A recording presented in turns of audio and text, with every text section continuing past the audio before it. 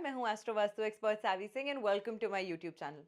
शनि का राशि परिवर्तन हो रहा है। हर कोई जानना चाहता है कि शनि का ये जो गोचर है, ये जो ट्रांजिट है, वो हमारे जीवन को किस तरीके से इम्पैक्ट करने वाला है। और जाहिर सी बात है कि जब भी शनि का नाम आ जाता है तो लोगों का जो माइंड है वो बहुत ही ज़्यादा तेज तरीके से दौड़ने लग जाता है, काम करने लग जाता है, और हर कोई सोचता है कि कौन सी रेमेडी हम पहले कर ले जिससे हमें शनि का ये जो प्रकोप है, शनि का ये जो प्रभाव है, वो हम पे ना पड़े। लेकिन क्या आपने कभी शनि देव को और शनि की कैरेक्टरिस्टिक्स को, शनि के कार्य तत्वों को सही से जाना और समझा? शनि भले ही सबसे धीमी गति से चलने वाले ग्रह हैं और इसी वजह से कहीं ना कहीं इनका जो इम्पैक्ट होता है वो एक जातक के जीवन पे बहुत ही स्लो मूविंग होता है। लेकिन शनि काल पुरुष की कुंडली के दो सबसे महत्वपूर्ण भावों को भी प्रभावित करते हैं, जो कि है आपका कर्म, आपका प्रोफेशन का भाव, और इसी के साथ साथ इनकम यानी कि एकादश भाव, आपकी इजी इनकम का भाव। वो भाव जहां से आपकी इच्छाओं की पूर्ति होती है, वो भाव जहां से आपको फेम और रिकॉग्निशन मिलता है। और जाहिर सी बात है कि अगर ये सभी चीजें आप अपने जीवन में हासिल करना चाहते हैं तो उसके लिए आपको पेशेंस यानी कि धैर्य, उसके लिए आपको सक्सेस के लिए मेहनत जो है वो बहुत ही आवश्यक है। और इसी वजह से हमेशा ये कहते हैं कि शनि देव जो हैं वो सबकी पेशेंस को भी टेस्ट करते हैं और हर व्यक्ति से एडिक्वेट अमाउंट ऑफ हार्डवर्क जो है, परिश्रम जो है, वो भी करवाते हैं, ताकि फिर ही जाकर उनको जो लाभ चाहिए अपने जीवन में वो मिल सकता है। लेकिन अगर आप इन सभी कसौटियों पे, अगर आप इन सभी चुनौतियों पर खरे उतरते हैं तो शनिदेव आपके जीवन में आपको अपार धन, आपको अपार अ,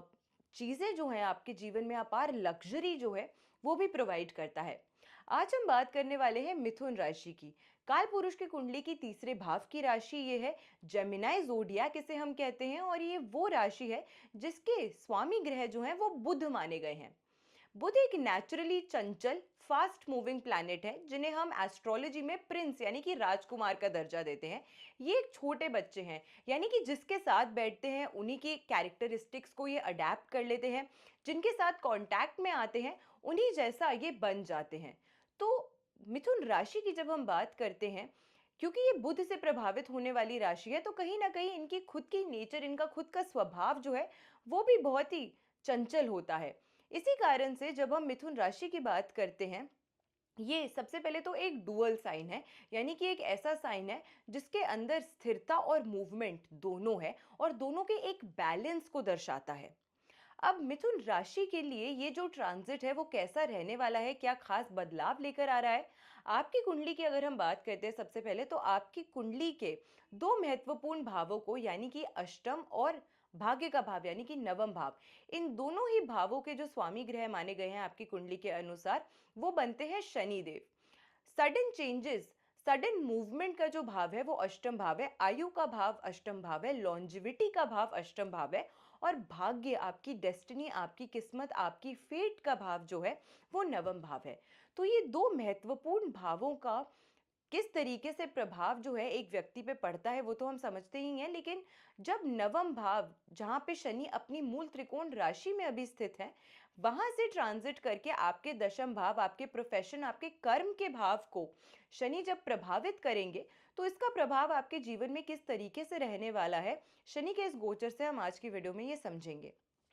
इसी के साथ, क्योंकि शनि आपके 10th हाउस में प्लेस होने वाले हैं, इसका मतलब सिर्फ ये नहीं है कि आपके 10th हाउस को ही सिर्फ इम्पैक्ट करेंगे, बट शनि की जो दृष्टियां हैं वो भी बहुत कारगर होती हैं। तो इसीलिए जहां जहां शनि डायरेक्टली अपनी दृष्टि डालते हैं, अपनी तीसरी, सप्तम और दशम दृष्टि जहां जहां जिस भाव पे शनि डालेंगे, उसकी एनर्जीज को भी कहीं ना कहीं शनि देव जो है वो अपनी दृष्टि से एक्टिवेट करते हैं। एंड इन योर केस, यानी कि आपकी कुंडली के अनुसार, शनि देव की जो दृष्टियां हैं वो आपकी कुंडली के 12वें भाव पे, यानी कि जो व्यय का भाव माना गया है, वहां पे पड़ने वाली है। उनकी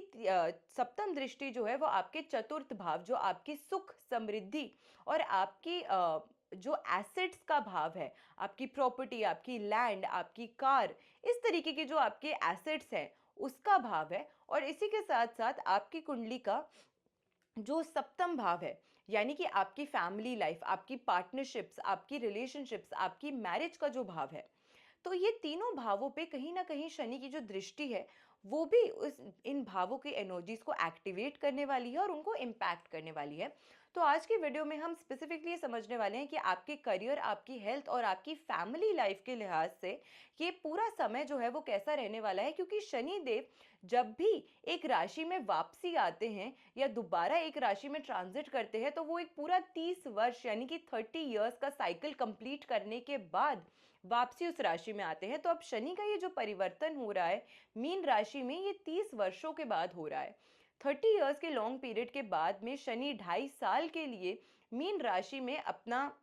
स्थान जो है वो बनाने वाले हैं। और इसी के साथ साथ मीन राशि की जो साढ़े साथी चल रही थी वो तो चलेगी ही, और इसके साथ मेष राशि की जो साढ़े साथी है वो भी प्रारंभ हो जाएगी। तो अब इसका इम्पैक्ट कैसा रहने वाला है स्पेसिफिकली टॉरस पे, जेमिनाई पे। अगर हम सबसे पहले बात करते हैं आपकी सेहत की, अगर मैं बात करूं तो आपकी सेहत इस साल अच्छी रहने वाली है। आप एक्टिव रहने वाले हैं, आप फिट रहने वाले हैं। आप अगर फिट नहीं थे लास्ट ईयर तक तो इस साल आपने जो रेजोल्यूशंस बनाए हैं अपने लिए कि मैं ज़्यादा बेहतर करूंगा, मैं ज़्यादा फिट रहूंगा, ज़्यादा एक्टिव रहूंगा, तो हो सकता है कि उन रेजोल्यूशंस को आप कुछ हद तक इस साल के दौरान ज़रूर पूरा जो है वो करते हुए नजर आ सकते हैं। फिजिकल हेल्थ आपकी ओवरऑल अच्छी रहने वाली है, लेकिन कहीं ना कहीं मेंटल स्ट्रेस जो है उससे थोड़ा सा प्रभावित आप इस साल के दौरान रह सकते हैं। उससे बचने की कोशिश आपको कैसे करनी है, कौन सी रेमेडी है जो आपकी मेंटल हेल्थ को भी बेहतर करेगी, और साथ के साथ फिजिकली अगर एक्टिव रहेंगे, अपनी एनर्जी को एक ऑल्टरनेटिव डायरेक्शन में अगर आप उसको यूटिलाइज करते हैं तो ऑब्वियस सी बात है कि कहीं ना कहीं आपकी डायरेक्ट फिजिकल हेल्थ के बेटर होने से आपकी मेंटल हेल्थ भी जो है वो बेटर होती हुई आपको इस वर्ष के दौरान ज़रूर नजर आएगी। लेकिन शनि का एक नेचुरल उनका कैरेक्टरिस्टिक है कि वो थोड़ी सी व्यक्ति के जीवन में अप्स एंड डाउन्स, थोड़ी सी हर्डल्स, थोड़ी सी चुनौतियां जो हैं वो लेकर आता है। और जब भी कोई भी ग्रह राशि परिवर्तन करता है, और इस केस में अगर हम बात करते हैं शनि अपने खुद के भाव से, अपने खुद की मूल त्रिकोण यानी कि अपनी सबसे कंफर्टेबल पोजीशन से अपनी निकलकर दूसरी राशि में परिवर्तन कर रहा है, देवगुरु बृहस्पति की राशि में परिवर्तन कर रहा है। तो वैसे तो देवगुरु बृहस्पति के साथ अगर हम बात करते हैं तो शनि की कंपैटिबिलिटी अच्छी होती है, क्योंकि दोनों के अंदर एक विजडम, एक ज्ञान है। लेकिन फिर भी अपने खुद के घर में जो व्यक्ति एक सुकून महसूस करता है, एक कंफर्ट महसूस करता है, वो अगर थोड़ा सा चेंज होता है, परिवर्तन होता है, तो जाहिर सी बात है कि हमें भी एज ह्यूमंस अगर परेशानी होती है तो वही सेम परेशानी प्लैनेट्स को भी महसूस होती है। तो इसी वजह से कहीं ना कहीं थोड़ा सा मानसिक तनाव जो है वो एक राशि परिवर्तन से या शनि के गोचर से कहीं ना कहीं व्यक्ति के जीवन पे पड़ता ही है। इसी के साथ 2025 का वर्ष जो है वो वैसे ही बहुत ही एक डिफरेंट, एक यूनिक ईयर रहने वाला है, क्योंकि ये वो साल है जिसमें 4 मेजर प्लैनेट्स यानी कि राहु, केतु, शनि और जुपिटर, ये सारे प्लैनेट्स जो कि सबसे धीमी गति से चलने वाले प्लैनेट्स हैं, वो सभी अपनी राशि परिवर्तन कर रहे हैं। शनि एक राशि से दूसरी राशि में 2.5 साल के बाद परिवर्तन करते हैं, देवगुरु बृहस्पति 1 साल के बाद परिवर्तन करते हैं, और राहु केतु 1.5 साल यानी कि 18 महीने के बाद परिवर्तन करते हैं। और एक ऐसा संयोग कि एक ही वर्ष के अंदर, एक ही साल के अंदर, एक ही नए संवत के अंदर जब इतने बड़े प्लैनेट्स गोचर करते हैं, ट्रांजिट करते हैं,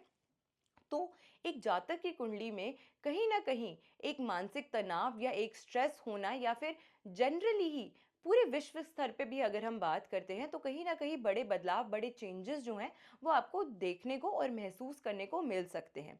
आपकी सेहत की हमने बात करी, अब हम बात करते हैं आपके करियर की कि आपके करियर के लिहाज से कैसा रहने वाला है। करियर के क्षेत्र में आपको अच्छी सफलता मिलने वाली है इस समय के दौरान। इसी के साथ क्योंकि डायरेक्ट जो संबंध है शनि देव की इस ट्रांजिट का आपके नवम, आपके भाग्य भाव से आपके प्रोफेशन के भाव में हो रहा है, और डायरेक्ट दृष्टि उनकी आपके एसेट्स, आपके चतुर्थ, आपके सुख के भाव पर हो रही है। तो इसका मतलब ये है कि आप परिश्रम करेंगे, आप मेहनत करेंगे, और उसका कन्वर्जन जो है वो कहीं ना कहीं आपको फिजिकल एसेट्स के फॉर्म में मिलता हुआ इस साल के दौरान नजर आता है। तो उस एस्पेक्ट से अगर हम बात करते हैं तो आपके एसेट्स में वृद्धि, आपके एसेट्स में ग्रोथ इस समय के दौरान हो सकती है। हो सकता है कि आप कोई नई प्रॉपर्टी खरीद लें, या प्रॉपर्टी से जुड़ी हुई अगर आपकी कोई दिक्कत चल रही थी तो वो रिजॉल्व हो जाए।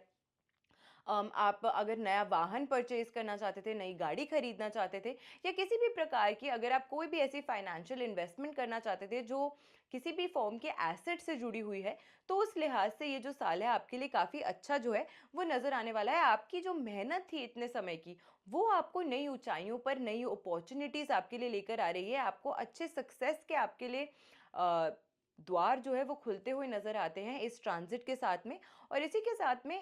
इस ईयर के मिडिल में यानी कि इस साल के मध्य में जाकर कहीं न कहीं नौकरी में आपको थोड़ी-सी प्रमोशन या अगर आपको कोई बदलाव की उम्मीद थी, तो उसके योग बनते हुए भी जो है वो नज़र आते हैं। तो ऐसा भी कोई अच्छा अवसर जो है, वो आपको प्राप्त हो सकता है। तो करियर के लिहाज से आपके लिए जो परिवर्तन है, वो काफ़ी अच्छे और बड़े बदलाव जो है, वो लेकर नज़र आता है।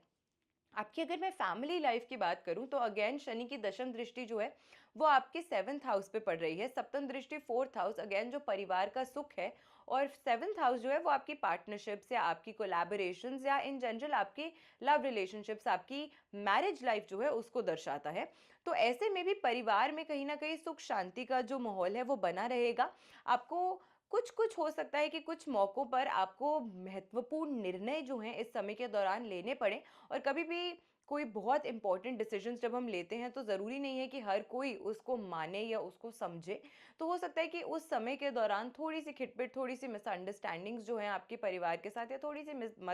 मतभेद जो हैं इन जनरल हो सकती हैं। बट लेकिन फिर ओवर द टाइम ये जो है ये इश्यूज रिजॉल्व हो जाएंगे, और इन जनरल आपके लिए जो वर्ष है आपके पारिवारिक जीवन के लिए भी काफ़ी ज़्यादा सुख शांति और एक अच्छी स्टेबल हार्मोनियस लाइफ को जो है वो दर्शाता है। तो उस लिहाज से भी पारिवारिक जीवन में भी ये वर्ष जो है आपके लिए, ये शनि का गोचर स्पेसिफिकली जो है आपके लिए वो अच्छे बदलाव लेकर आ रहा है। अब मेंटल स्ट्रेस आपको थोड़ा-सा हो सकता है, थोड़ी-सी परेशानियाँ हो सकती हैं, तो उन थोड़ी-सी परेशानियों को दूर करने के लिए कौन-सी एक रेमेडी है जो आपको ज़रूर करनी चाहिए, ताकि ये प्रॉब्लम भी जो आ रही है वो आपको परेशान ना करे, और इन जनरल आपके लिए जो शनि का गोचर है वो और ज़्यादा बेहतर और ज़्यादा हार्मोनियस हो जाए। आपको शनि मंदिर में एक पीपल का पत्ता लेना है, और उसमें आपको चमेली का तेल जो है उसका दीपक उसके ऊपर रखकर आपको शनि देव के समक्ष रखना चाहिए। और